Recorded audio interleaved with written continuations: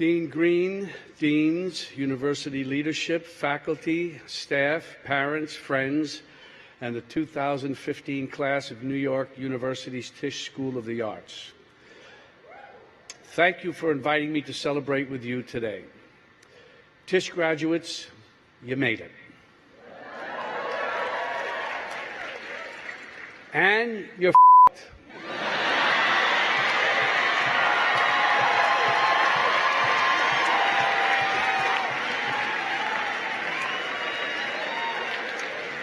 Think about that.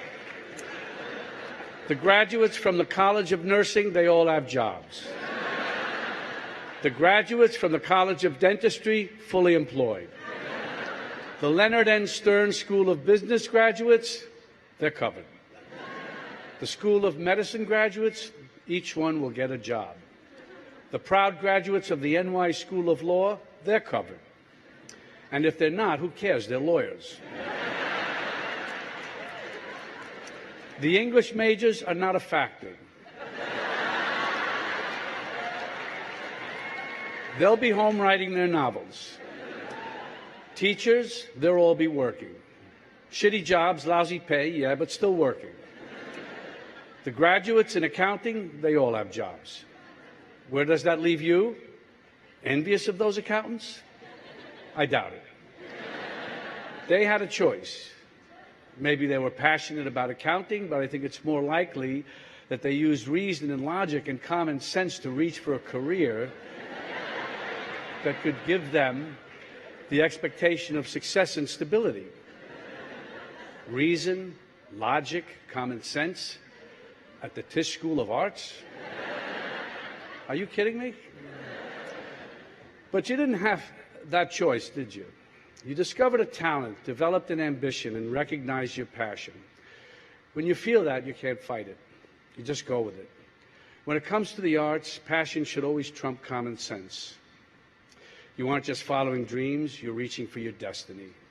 You're a dancer, a singer, a choreographer, a musician, a filmmaker, a writer, a photographer, a director, a producer, an actor, an artist. Yeah, you're fucked. The good news is that that's not a bad place to start. Now that you've made your choice, or rather succumbed to it, your path is clear. Not easy, but clear. You have to keep working. It's that simple. You got through Tisch, that's a big deal. Or to put it another way, you got through Tisch, big deal.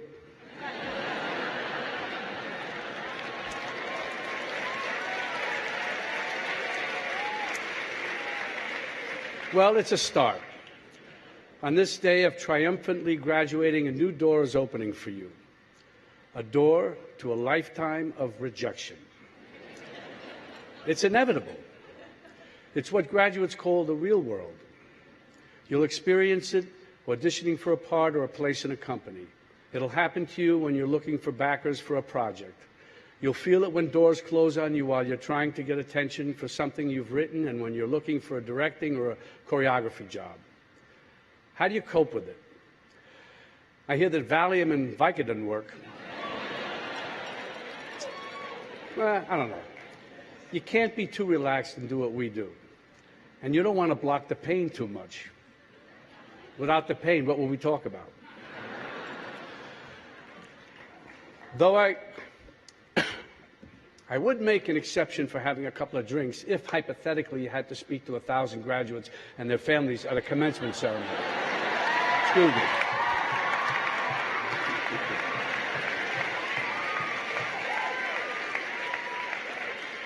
Rejection might sting, but my feeling is that often it has very little to do with you. When you're auditioning or pitching, the director or producer or investor may just have something or someone different in mind. That's just how it is. That happened to me recently when I auditioned for the role of Martin Luther King in Selma.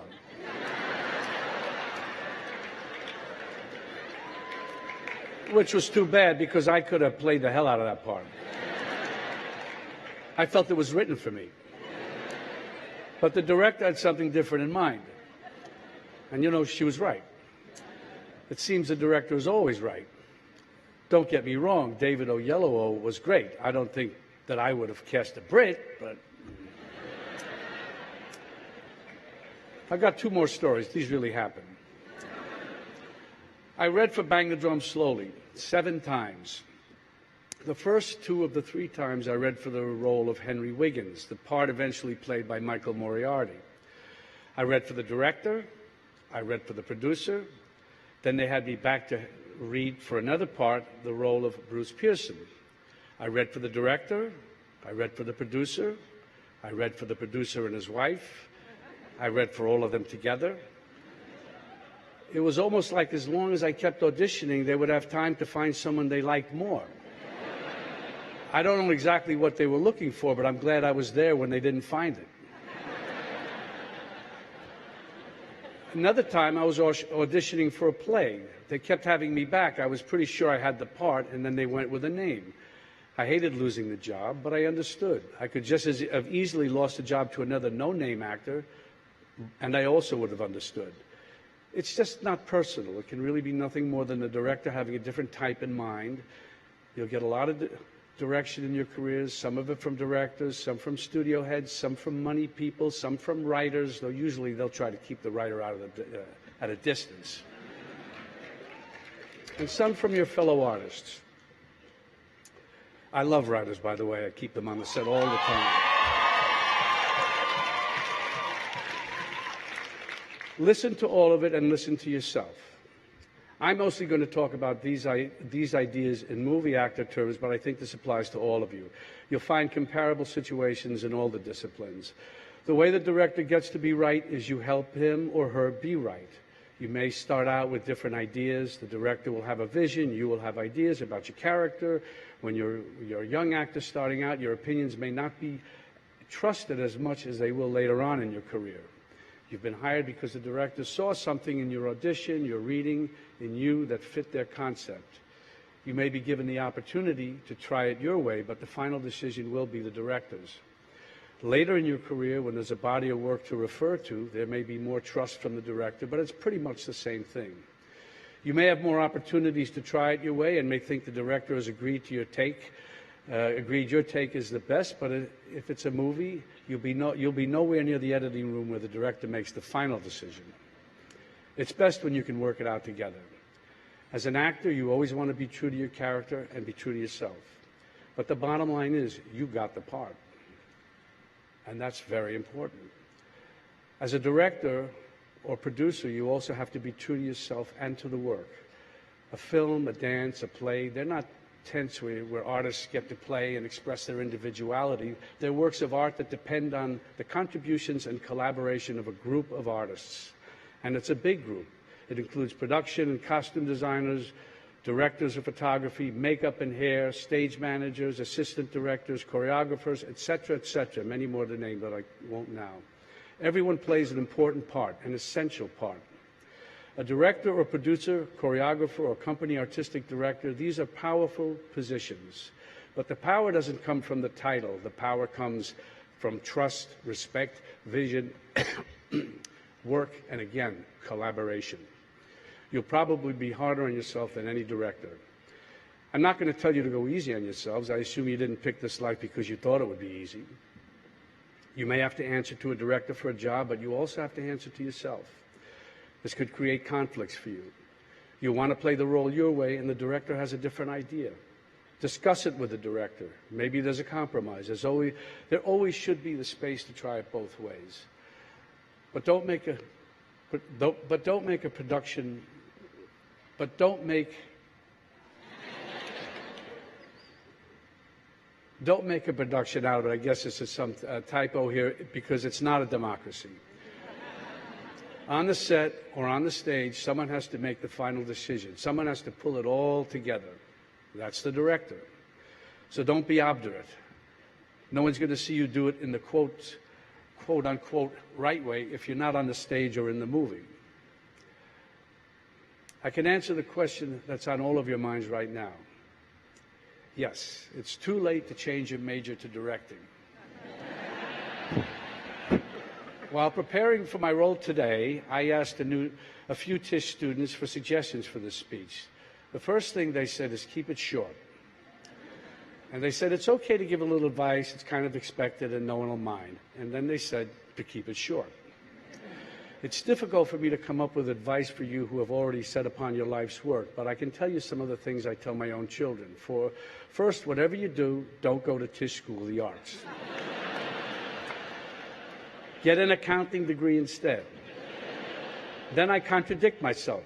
And as corny as it sounds, I tell them don't be afraid to fail. I urge them to take chances, to keep an open mind, to welcome new experiences and new ideas. I tell them that if you don't go, you'll never know. You have to have to be bold and go out there and take your chances. I tell them that if they go into the arts, I hope they find a nurturing and challenging community of like-minded individuals, a place like Tisch. If they find themselves with a talent and a burning desire to be in the performing arts, I tell them, when you collaborate, you try to make everything better, but you're not responsible for the entire project, only your part in it. You'll find yourself in movies or dance pieces or plays or concerts that turn out in the eyes of critics and audiences to be bad, but that's not on you, because you will put everything into everything you do. You won't judge the characters you play, and you shouldn't be distracted by judgments on the works you are in. Whether you're working for Ed Wood or Federico Fellini or Martin Scorsese, your commitment and your process will be the same. By the way, there will be times when your best isn't good enough. There can be many reasons for this, but as long as you give your best, you'll be okay. Did you get straight A's in school? If so, good for you, congratulations. But in the real world, you'll never get straight A's again. There are ups and there are downs. And what I want to say to you today is that it's okay. Instead of rocking caps and gowns today, I can see all of you graduating in custom TSOA t-shirts. On the back is printed, rejection, it isn't personal. And on the front, your motto, your mantra, your battle cry, next. You didn't get that part? That's my point. Next. You'll get the next one or the next one after that. You didn't get that waiter's job at the White Oak Tavern?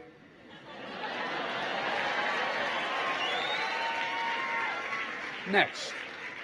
You'll get the next one, or you'll get the next gig tending bar at Josie's.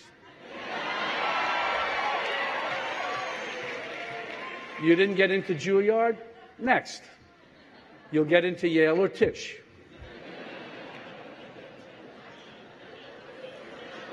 You guys like that joke, so it's okay. No, of course, choosing Tisch is like choosing the arts. It isn't your first choice. It's your only choice. I didn't attend Tisch, or for that matter, any college, or my senior year of high school, or most of the junior year. Still, I've felt part of the Tisch community for a long time. I grew up in the same neighborhood as Tisch. I've worked for and with a lot of people who attended Tisch, including Marty Scorsese, class of '64. As you learn your craft together, you come to trust each other and depend on each other. This encourages taking creative risks, because you all have the sense that you're in it together. It's no surprise that we often work with the same people over and over. I did 8 pictures with Marty and plan to do more. He did about 25 with his editor, Thelma Schoonmaker, who he met at Tisch when she worked on a student film in the summer of '63. Other directors, Cassavetes, Fellini, Hitchcock, came back to the same collaborators over and over, almost like a repertoire company. And now David O. Russell and Wes Anderson are continuing that tradition.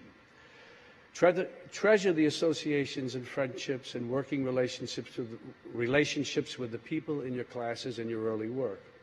You never know what might come from it. There could be a major creative shift or a small detail that can make a major impression. In Taxi Driver, Marty and I wanted Travis Bickle to cut his hair into a mohawk, an important character detail. But I couldn't do it because I needed long hair for The Last Tycoon that was starting right after Taxi Driver, and we knew a false mohawk would look, well, false. So we were kicking it around one day at lunch and decided to give it one shot with the very best makeup artist at the time, Dick Smith. If you saw the movie, you know that it worked. And by the way, now you know it wasn't real. Friendships, good working relationships, collaboration, you just never know what's going to happen when you get together with your creative friends. Marty Scorsese was here last year speaking to the 2014 graduates. And now here I am, here we are, on Friday at a kind of supersized version of one of Allison's student lounge hangout sessions. You're here to pause and celebrate your accomplishments so far as you move on to a rich and challenging future. And me, I'm here to hand out my pictures and resumes to the directing and producing graduates.